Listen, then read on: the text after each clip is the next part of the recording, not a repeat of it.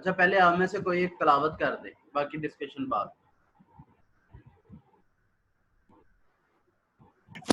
سر میں کر دوں؟ جی جی کر دیں. اعوذ باللہ من الشیطان الرجیم، بسم اللہ الرحمن الرحیم، قل هو اللہ احد اللہ الصمد لم یلد ولم یولد ولم یکن لہ کفوا احد، صدق اللہ العظیم. جزاک اللہ وبلغناہ رسولہ النبی الکریم الامین والرؤوف الرحیم.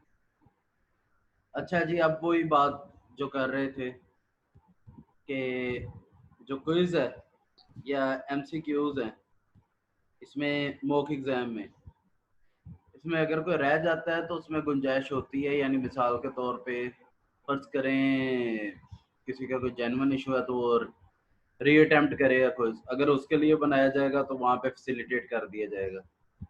یا یہ ہے کہ کسی کا ایک آدھ رہ جاتا ہے تو اس کے لیے دوبارہ سے کوشش کی جائے گی. باقی یہ ہے کہ یہ چیزیں آپ کو بھی سکھانے کے لیے آپ کی بھی پریکٹس ہو جائے گی اور فیکلٹی کی بھی پریکٹس ہو جائے گی. ٹھیک ہے جی. سر ایک کوشچن کر دوں؟ کیا کہہ رہے ہیں جی؟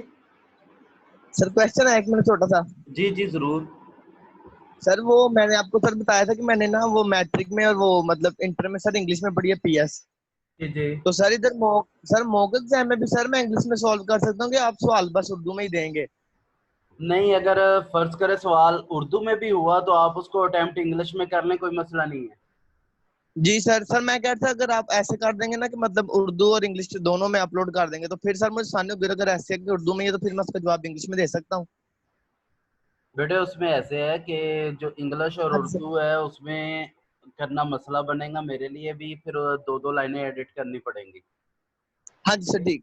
میں اردو ہاں میں جی سر لکھ کے یہ کروں گا کہ آپ کو واٹس ایپ پہ انگلش میں بھیج دوں. ٹھیک ہے سر. ٹھیک ہے. ٹھیک. ہاں جی سر میں اسی بار میں انگلش میں آنسر دے دوں گا، آپ چاہے کوشچن اردو میں ہو، آپ یہ کہہ رہے ہیں؟ جی جی بالکل. ٹھیک ہے سر، تھینک یو سو مچ. ٹھیک ہے سر. اچھا جی پھر کریں شروع.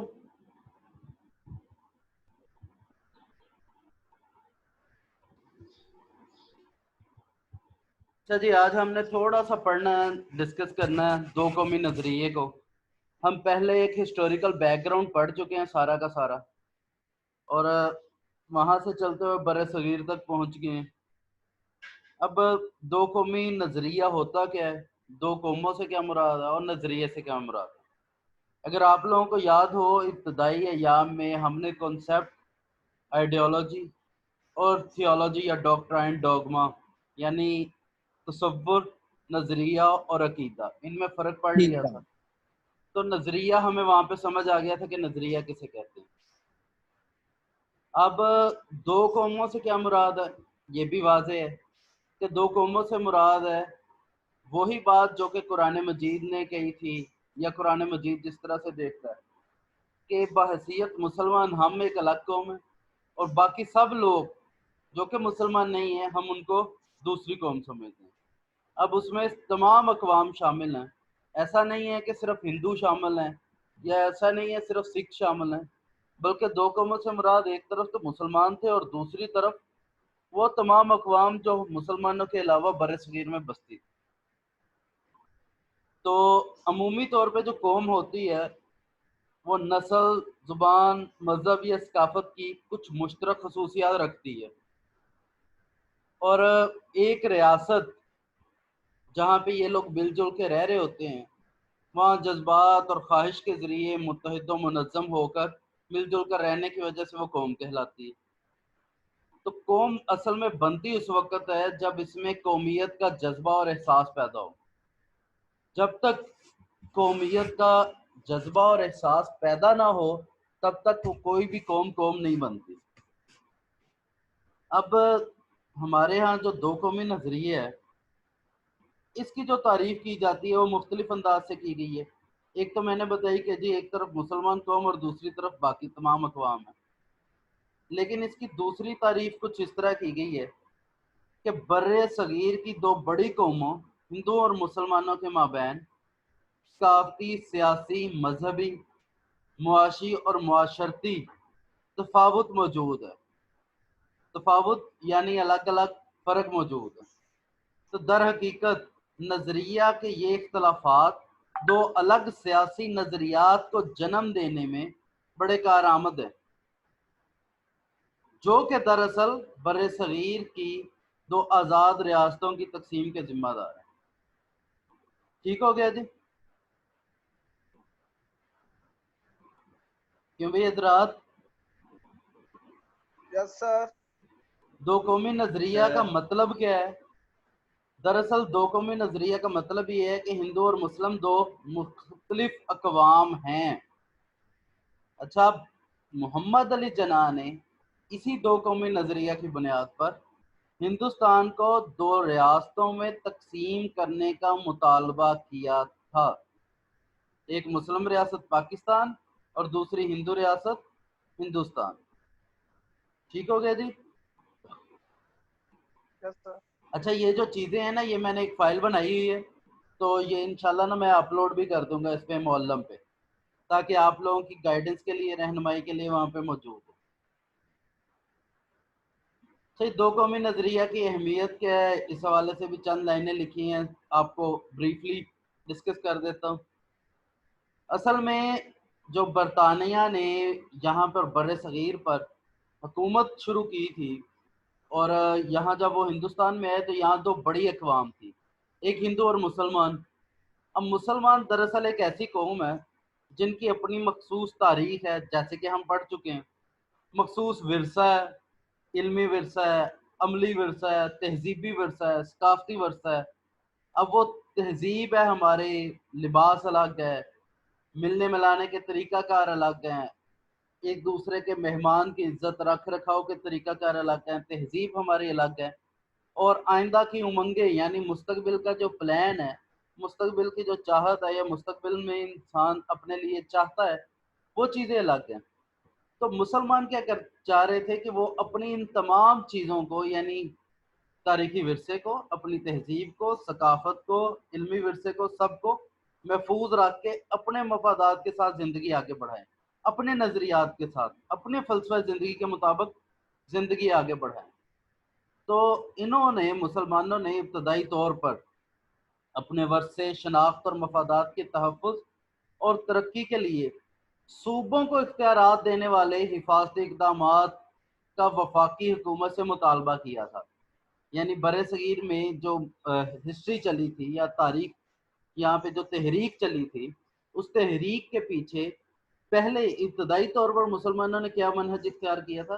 उन्होंने ये कहा था जी कि हमें अपने इन जो नज़रियात हैं, फ़लसफ़े ज़िंदगी है, तहज़ीब है, अपनी शनाख्त है, अपनी मफादात हैं, इनके तहफ़्फ़ुज़ के लिए उन्होंने पहले डिमांड की थी जी हमारे सूबों को इख्तियारात दे दिए जाएँ, तो सूबों के इख्तियारात के ज़रिए हमें तहफ़्फ़ुज़ मिल जाएगा, तो वो हमारे लिए काफ़ी होंगे। लेकिन फिर क्या हुआ? हमारा ये मुतालबा आइनी हुकूमत या उस वक़्त की वफाकी हुकूमत ने कबूल नहीं किया, तो फिर मुसलमानों ने अलहदा रियासत का मुतालबा किया। अब जब मुसलमानों ने अलहदा रियासत का मुतालबा किया, उस वक़्त सूरत-ए-हाल ये थी, ना तो बरतानवी और ना ही हिंदू अक्सरियत इस मुतालबे के हक़ में थी, बल्कि दोनों ने इसको मुस्तरद किया था और दोनों इसको मानना नहीं चाह रहे थे। अच्छा, फिर उसके बाद मोहम्मद अली जिन्ना, जो ख़ास तौर पर इस तहरीक के रूहे रवां थे, उन्होंने ये कहा था कि जी दरअसल दो कौमी नज़रिया उस वक़्त ही वजूद में आ गया था जब हिंदुस्तान का सबसे पहला बंदा मुसलमान हुआ था। हिंदुस्तान के पहले फ़र्द ने इस्लाम कबूल किया, उसी वक़्त पाकिस्तान वजूद में आ गया। तो मोहम्मद अली जिन्ना की ये स्टेटमेंट दरअसल ये बताना चाह रही है कि मुसलमानों की अलग शनाख्त, मुसलमानों की अलग तहज़ीब, मुसलमानों की अलग सकाफ़त, इसके तहफ़्फ़ुज़ के लिए इक़दामात उसी वक़्त शुरू हो गए थे जब पहले फ़र्द ने इस्लाम कबूल किया था। अब उसी की तकमील यहाँ पर होती है तख़लीक़ पाकिस्तान या तक़सीम हिंदुस्तान के साथ। अच्छा जी, अब मुसलमान कौमियत या मुस्लिम कौमियत जैसे ही इस्लाम यहाँ पे आता है वैसे ही उभरती आती है। जितनी तेज़ी से इस्लाम यहाँ पे फैलता है वैसे ही مسلم قومیت پھیلتی ہے. اب جیسے جیسے مسلم قومیت پھیلتی ہے ویسے ویسے ہی زندگی کے انسانی زندگی کے مختلف شعبہ جات کے لیے نئے نئے قوانین نئے نئے اصول متعارف کروائے جاتے ہیں. اچھا یہ سارے کے سارے اصول جو مسلمان یہاں پہ متعارف کرواتے ہیں یہ دراصل قرآنی تعلیمات پر مبنی ہوتے ہیں. جو قرآن نے تعلیمات دی ہوئی ہیں ان کے مطابق مسلمان یہ سارا کچھ کر آ رہے ہوتے ہیں. سن رہے ہیں بیٹے؟ یس سر. چلیں اچھی بات ہے، ساتھ بتاتے رہا کریں تسلی رہتی. جی سر سن رہے ہیں سر. ہاں جی، لائیو کلاسز میں تو بیٹے چہرے سے پتہ چل رہا ہوتا ہے. نہیں سر سن رہے ہیں. چلیں ٹھیک ہے. اچھا جی، اب برِ صغیر میں جو یہ پہلا فیز شروع ہوتا ہے محمد بن قاسم کے آنے سے، یہ آپ کو پتا ہے ہم پہلے بھی ڈسکس کر چکے ہیں. یہ 712 میں آئے اور 712 کے بعد آنے کے بعد تقریباً 2-2.5 سال یہاں پہ رہے. تو انہوں نے ہندوستان کا کچھ حصہ فتح کیا ہے، پڑھ چکے ہیں ہم. پھر ان کے بعد محمود غزنوی آتا دوبارہ، اور محمود غزنوی نے تقریباً 17 حملے کیے اور اسلام کی تبلیغ کا دروازہ کھولا. پھر اس کے بعد شہاب الدین غوری کے بعد ایک وسیع طاقتور اسلامی سلطنت قائم ہوتی ہے.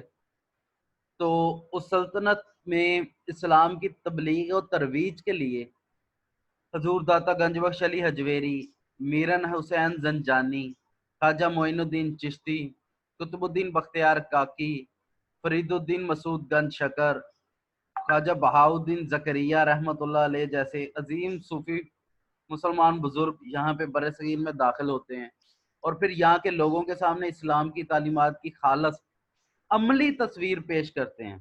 اچھا یہ بات ذہن میں رکھیے گا، عملی تصویر. یہ دراصل میں اس پہ اس لیے زور دے رہا ہوں کہ مسلمان تو آج بھی موجود ہیں، ہم لوگ بھی مسلمان ہیں، لیکن عملی اعتبار سے ہم بہت پیچھے ہیں. تو صوفیہ کرام نے جو یہاں پہ دراصل کام کیا تھا وہ یہ کیا تھا، انہوں نے اسلام کی عملی تصویر پیش کر کے دکھائی تھی کہ جو اسلام کہتا ہے اس پر عمل کر کے دکھایا تھا، اور پھر اسی عمل کی برکتیں اور قرآن کی عظمتیں اور اللہ رب العزت کی عنایت شامل حال تھی کہ اسلام تیزی سے یہاں پر پھیلتا گیا. اور اسلام کے تیزی سے پھیلنے کے باعث یہاں پہ ایک مضبوط مسلم معاشرہ وجود میں آیا. اچھا اس مسلم معاشرے کو طاقت کس نے دی تھی؟ جو اسلامی حکمران تھے، مسلمان حکمران. اب مسلمان حکمرانوں میں سے قطب الدین ایبک ہے. قطب الدین ایبک آتا ہے تو آپ کو پتا پھر یہاں سے ایک سلطنت دلی شروع ہوتی ہے جو کہ ایک عرصہ قائم رہتی ہے، اور پھر اس کے بعد سلطنت دلی کا تسلسل آتا ہے مغل خاندان جو کہ 1526 سے 1857 تک حکومت کرتا ہے. تو ان یعنی صوفیہ کرام کی تعلیمات اور مسلمانوں کی حکومت، ان دونوں کے ملنے کے ساتھ ایک مضبوط مسلم معاشرہ قائم پذیر ہوا جو اپنی طرز زندگی، روایات، اپنے ہیروز، تاریخ اور ثقافت مکمل طور پر الگ رکھتا تھا. تو یہ جو ساری چیزیں ہیں انہوں نے مل کر مسلمانوں کو اپنی تہذیب اور تمدن اور تاریخ و ثقافت یہ ساری چیزیں سمجھائیں کہ اتنا عرصہ یہاں پر رہنے کے باوجود اسلام جو ہے وہ ہندو مت میں جذب نہیں ہو سکا. اچھا دوسری طرف ہندو مت کیا ہے؟ ہندو مت ایک ایسی فلسفی ہے کہ اس میں جتنے بھی مذاہب آئے برصغیر میں سارے اس نے اپنے اندر سمیٹ لیے.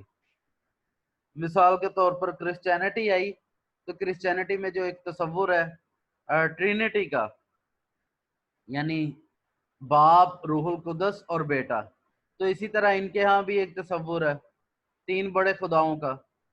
تو یہ ایک دوسرے کے ساتھ جذب ہو گئے، لیکن جو اسلام ہے اس نے اس کے اندر جذب ہونے سے ٹوٹلی انکار کر دیا. اور اسی وجہ سے پھر یہاں پہ بھکتی تحریک، دین الہی، ان سب نے جو وہ کیا کہتے ہیں اسلامی تہذیب ہے، اسلامی ثقافت ہے، اسلامی معاشرت ہے، اسلامی معیشت ہے، اسلامی علوم ہے، ان سب کے تحفظ کے لیے مسلمانوں میں مسلمان علماء کی طرف سے رد عمل پیدا ہوا.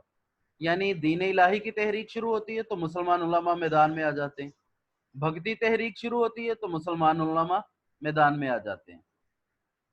اب اسی ضمن میں ہم پڑھ کے آئے ہیں، شاہ ولی اللہ محدث دہلوی ہیں، شیخ احمد سرہندی رحمت اللہ علیہ ہیں، اور وہ جو دوسرے آپ کو پتہ ہے ابھی ہم نے ریسنٹلی پڑھے ہیں، تو ان سب نے مسلمانوں کے لیے ایک اسی تہذیب کو بچانے، اسی نظریہ قومیت کو بچانے کے لیے مسلسل جدوجہد کی ہے۔ بہرحال یہ سارا کچھ چلتا رہا، لیکن چونکہ مسلمانوں کی حکومت ہی یہاں پہ اس کو سیکورٹی تحفظ ملتا رہا۔ لیکن پھر ہوتی ہے جنگ آزادی 1857۔ 1857 میں مسلمانوں کو ایک دھچکا لگتا ہے، اور مسلمان جو یہاں پہ حکومت کر رہے ہوتے ہیں وہاں سے نکل کر پستیوں کا شکار ہو جاتے ہیں۔ نام نہاد بھی یا جو کچھ بھی یہاں پہ حکومت پڑی ہوتی ہے، بچی ہوتی ہے، وہ مکمل ختم ہو جاتی ہے۔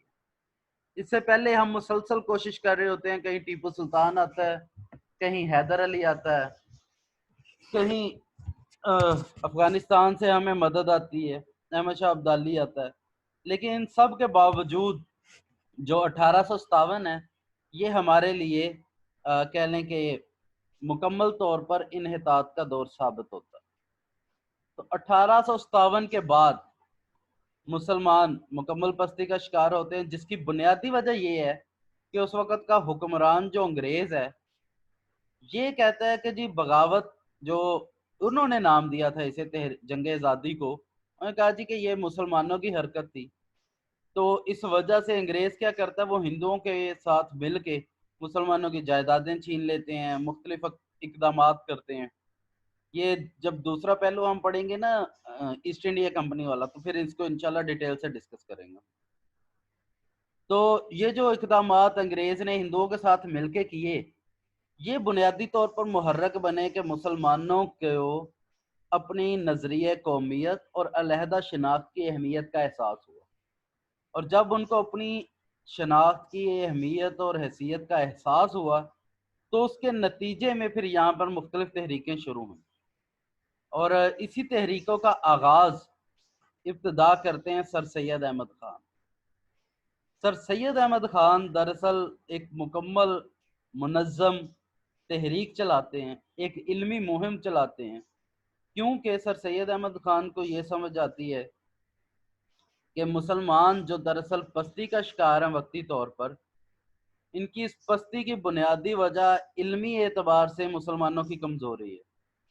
اب جو مسلمانوں کی علمی اعتبار سے کمزوری ہوتی ہے، اس کمزوری کو وہ ایڈریس کرنے کے لیے، اس کمزوری کو وہ کیا کہتے ہیں ختم کرنے کے لیے ایک علمی تحریک شروع کرتے ہیں، جس کو آپ سب لوگ تحریک علی گڑھ کے نام سے جانتے ہیں۔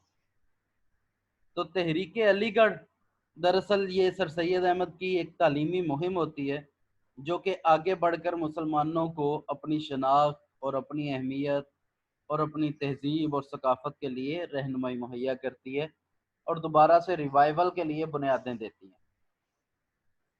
بہرحال یہ جو 1885 میں یہاں پہ ہندوستانی نیشنل کانگریس کی بنیاد برطانوی حکومت کے تحت ہندوستانی قوم پرست کے یہ تحریک کے آغاز کی بنیاد بنتی ہے، یعنی یہاں سے ہندوستان میں ایک قوم پرست تحریک شروع کرتی ہے۔ اچھا، کانگریس جو ہے یہ پھر اس نے برطانوی حکمرانی میں کام کیا اور ہندوؤں کو طاقت میں آنے میں مدد فراہم کی، کیونکہ بات وہی ہے کہ یہ دونوں لوگ انگریز اور ہندو یہ دونوں مل کے کام کر رہے تھے۔ تو سر سید احمد خان نے اس بات کو سمجھتے ہیں مسلمانوں کو مشورہ دیا کہ بھی آپ لوگ اس تحریک میں شامل نہ ہوں، کیونکہ ان کا خیال یہ تھا کہ یہ مسلمان حکومت جو ہے یہ اصل میں مسلمان مخالف سرگرمیاں جو ہے اس میں شامل ہونے میں یعنی یہ جو مسلمان ہیں حکومت مخالف سرگرمیوں میں شامل ہونے میں اہل نہیں ہے یا اس پوزیشن میں نہیں ہے کہ یہ اس کو ٹیکل کر سکیں۔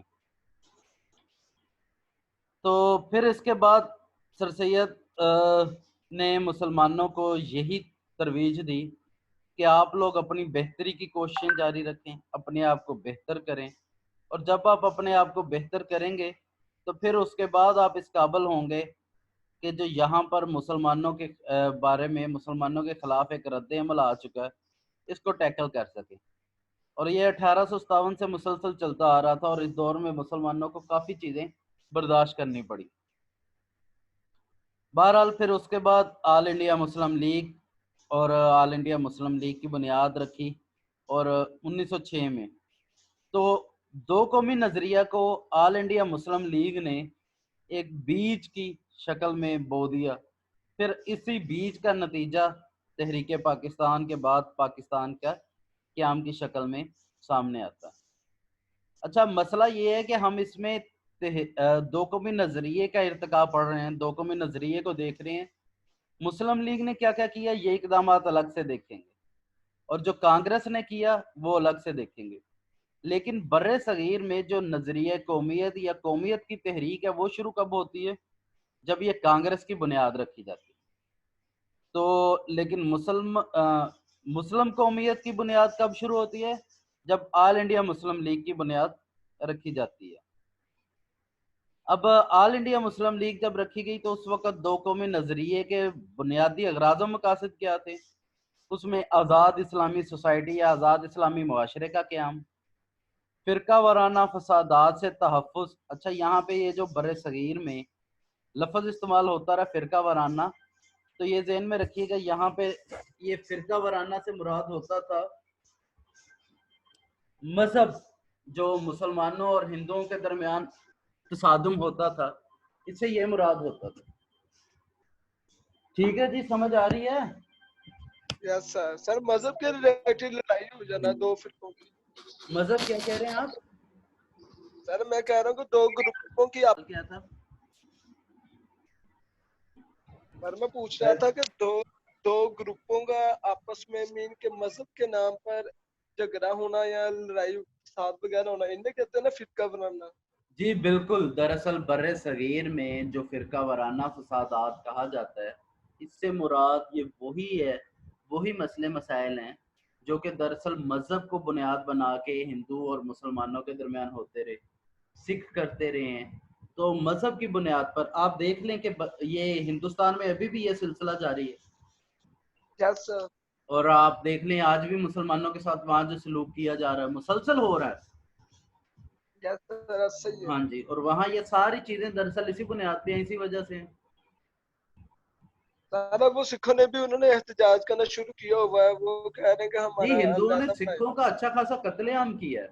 اب وہاں پہ یہ یعنی جب موجودہ میں ہم آئیں گے تو پھر ہم انشاءاللہ اس کو بھی ڈسکس کریں گے. خالصتان میں ہندوستان میں بیٹے, ہندوستان میں ہندوستان کے اندر خالصتان جو ہے وہاں پہ ہو رہا ہے. جی جی بالکل ایسا ہی ہے. وہاں پہ تحریک چل رہی ہے, تحریک خالصتان.